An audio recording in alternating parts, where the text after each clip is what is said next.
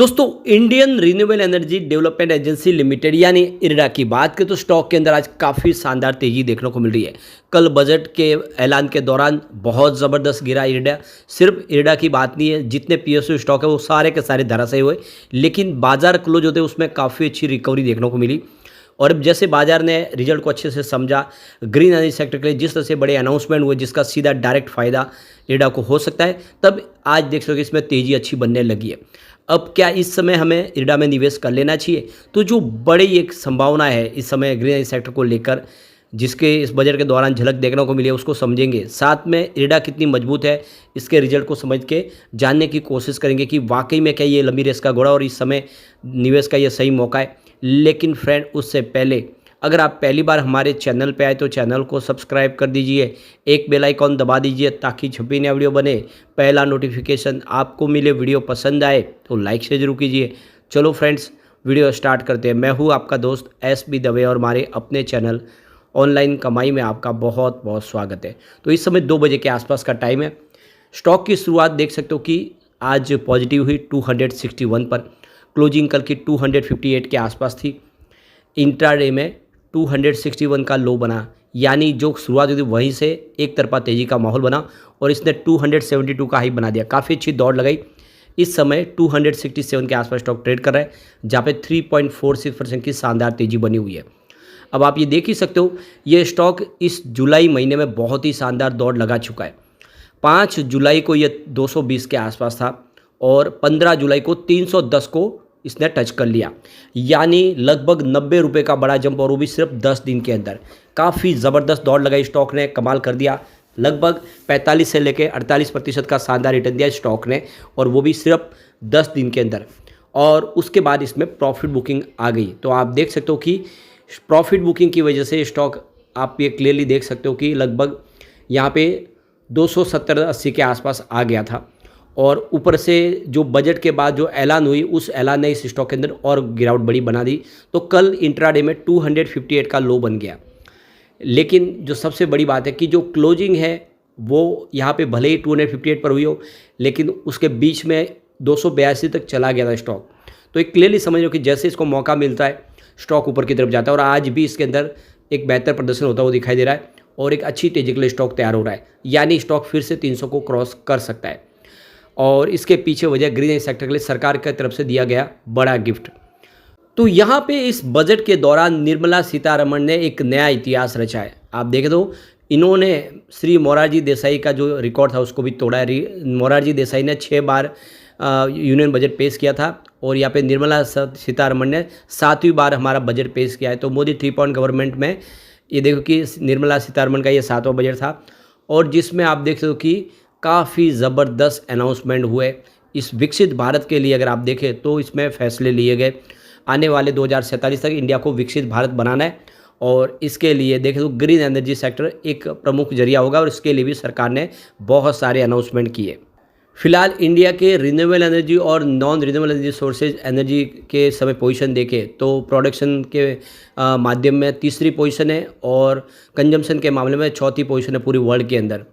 और आप देख सकते हो एज पर ईपीएस यानी इलेक्ट्रिक पावर सर्वे, जो डिमांड है इस समय वो पीक डिमांड 277.2 गीगावाट तक जाती हुई दिखाई देगी। और ये देख सकते हो कि करीब 1907.8 बिलियन यूनिट का इस्तेमाल हो सका 2026-27 के लिए, जो अंदाज़ा लगाया गया है।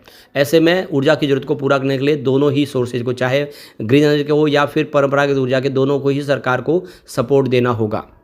तो यूनियन बजट 2024 के दौरान जो टोटल एक्सपेंडिचर रहा है, यहाँ पे देख सकते हो कि ग्रीन एनर्जी सेक्टर के लिए वो 68,769 करोड़ के आसपास रहा है एनर्जी सेक्टर के लिए।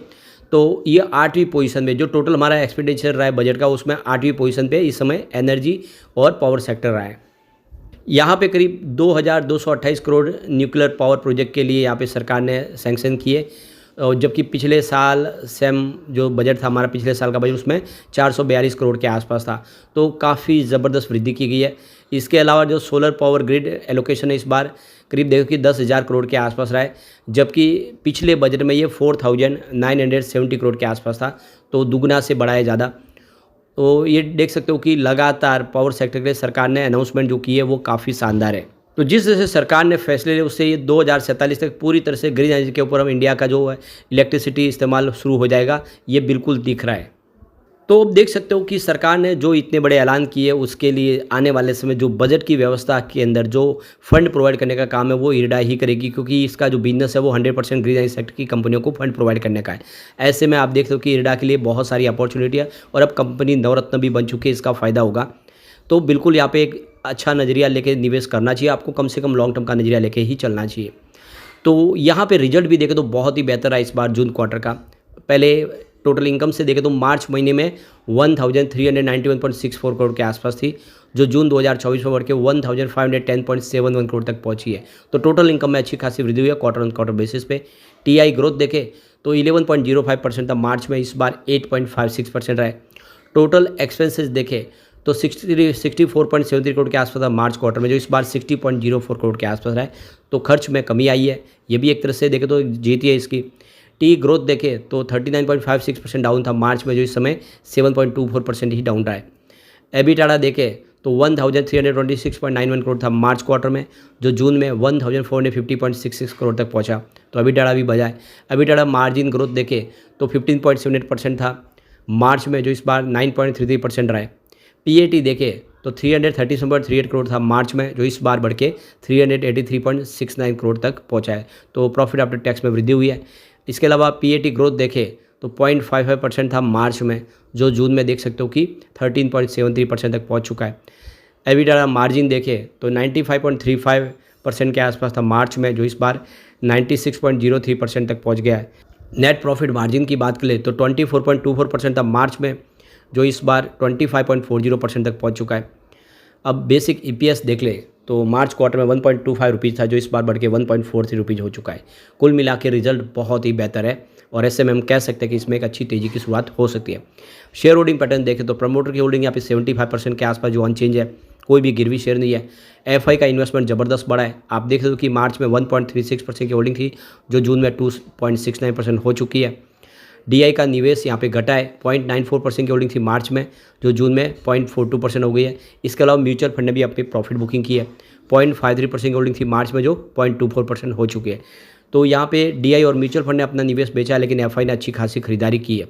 जनरल पब्लिक की भी होल्डिंग भी घटी है। 22.70% की होल्डिंग थी मार्च में, जो जून में घट के 21.89% लगा गई है। कुल मिला के यहाँ पे निवेश का जरिया बनता है और काफ़ी अच्छा स्टॉक लग रहा है। एक बार पिवट लेवल को भी चेक कर लेते हैं। तो यहाँ से अगर गिरावट होती है तो 232 का पहला सपोर्ट है। गिरावट और लंबी होती है तो 206 तक स्टॉक जा सकता है, और ये गिरावट का दौर लंबा चलेगा तो फिर 181 तक भी जा सकता है, 200 का स्तर भी टूट सकता है। पॉजिटिव माहौल बना तो 283 का फर्स्ट रेजिस्टेंस है, इसको पार कर लिया तो 308 तक स्टॉक जाता हुआ दिखाई देगा।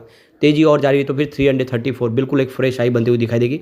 ऐसे में निवेशकों के लिए अच्छा मौका है, दाव लगाना चाहिए इरडा में। लेकिन फ्रेंड, कोई भी इन्वेस्टमेंट करने से पहले अपने फाइनेंशियल एडवाइजर से बड़े ले ले या अपना खुद का रिसर्च करें, क्योंकि मैंने वीडियो आपके एजुकेशनल पर्पज़ के लिए ही बनाए। वीडियो पसंद आए तो लाइक से जरूर कीजिए और चैनल को सब्सक्राइब कर दीजिए। Thank you friends.